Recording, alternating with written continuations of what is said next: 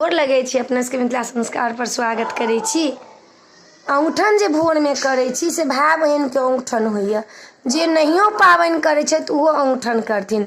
जे बेर में औंठन नहीं रहैया तहू बेर में जे धिया पुता के बाल बच्चा के नव कन्या के न बुजुर्ग सबके औंठन कराबी। भाई बहन के प्रेमक डोर के औंठन ये तो औंठन जहन कऽ लै छी आ पानि जे अंगोठि कऽ पीबै छी तो ओकर मंत्र ये। तो पानि जे पियब तो ई मंत्र पढ़ि कऽ पियब, नहीं तो यूट्यूब पर रहत ई मंत्र जरूर सुन लेब। जे भाई बहन के बेटा बेटी के कहियो अक्षय नहीं हाथ तो ई मंत्र जरूर सुनू। घैला के अंगूठन सोना के गेरू लिया, बहिनी की अंगूठन भाई। अंगूठी का पनिया पीबू है बहिनिया, सदा सुख रहत तोहार। अंगूठी का पनिया पीबू है बहिनिया, सदा सुख रहत तोहार। ई 3 बेर पढ़ि लेब आ तखन अंगूठि का पानि पीब लेब।